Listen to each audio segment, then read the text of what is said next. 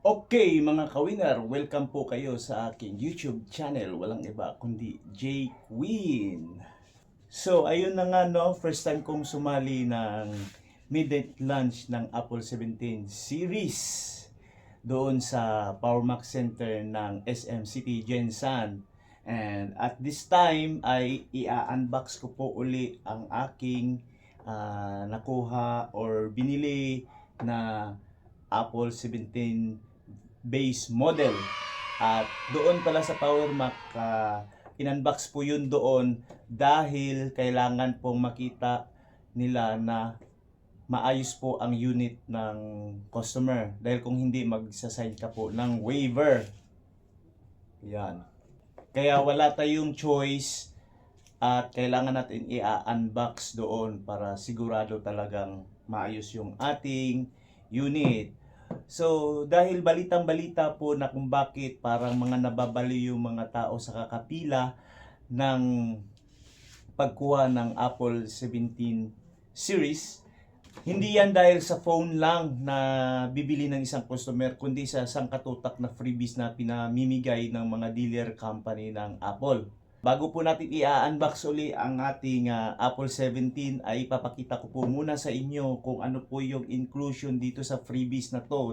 Dahil ang Power Mac Center na napuntahan ko o nabilhan ko ng aking unit, ang kanilang freebies ay worth 12,000 pesos. At i-unveil po natin kung ano po ang laman ng freebies nila.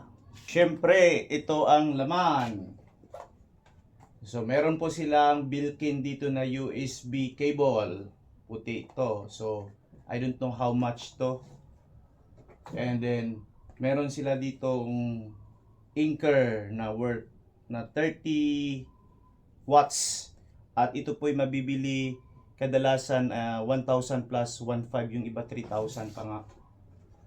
At meron tayong nabuksan na dito at nagamit na din na USB cord, universal.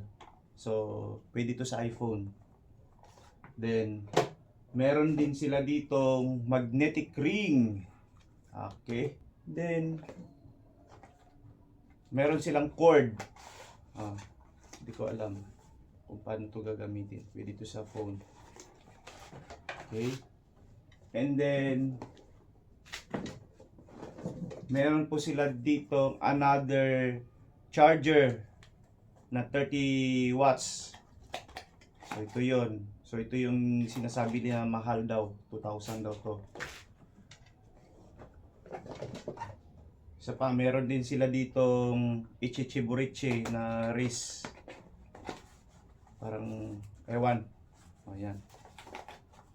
Then, of course, meron silang free case. So, 1,500 I think ito eh. Mahal to eh. Free case. With magnetic to. Ito yun. Oh. Diba? And of course, isa sa mga nagustuhan ko ay ang mini speaker na JBL 3500 po to. Ito. Napakaganda ng tunog at na-testing ko na din. And then, ang last, meron pa, meron pa silang pa-Christmas light. O, yan. Talagang masaya yung Pasko natin. Yan, sa paunak yan.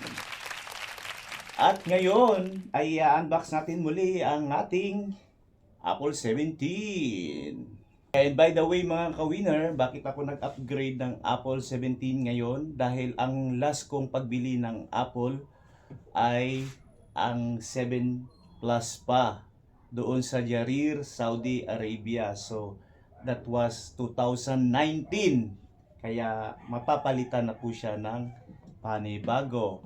At dahil dyan, dahil meron na po tayong Apple ID, ay madali na lang nating isi-set up kasi ita-transfer na lang po natin yung mga files dito. So, let's go and open. Okay. Yay. And of course, meron po silang free cord dito. At yung pin ay nagamit ko na din. And of course, panitan na nato. Okay. Then, pwede na to i-on.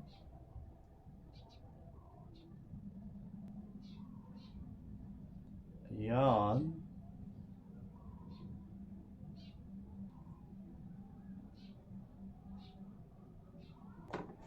So, alam niyo po ba mga ka-winner kung bakit dinadagsa po talaga ang Apple Mac? Dahil yung ibang company malalaki po talaga yung mga freebies nila. Yun. Kaya sabi ko sa sarili ko, kakain na po ako ng daing. Pwede naman akong kumain ng daing mga ka-winner, pero yung tinga ko lamang ay kumakati kapag every time kakain ako ng daing. Kaya ngayon, magsasardinas na lang po ako mga ka-winner dahil hindi pa po ako nakakain. Diba? At bakit naman kakain ng sardinas? Siyempre para makatipid po tayo. Alang-alang sa ating mga bills payment.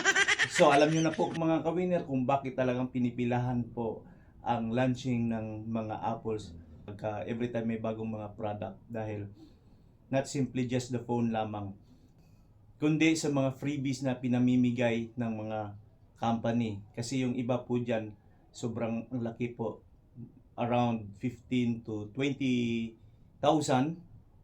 Doon sa katabi ng Power Mac na nabilhan ko, 20,000 po ang freebies nila. While sa ibang store like The Loop ay 15,000, at yung iba pang company ay meron po silang pinamimigay na MacBook at 16E na iPhone. At meron din yung iba po ay may parapol ng hybrid car. Kaya ganun lang po lamang mga ka-winner. So at this time mga ka-winner, pinakita ko na po sa inyo ang pag-unveil po ng mga freebies na pinamimigay nila. And of course, yung aking iPhone na bago, of course masaya po ako. Yan. At na-set up ko na rin po ito. At syempre, yan po ang aking bagong home screen. And I thank God. Yun lang. Kain po tayo.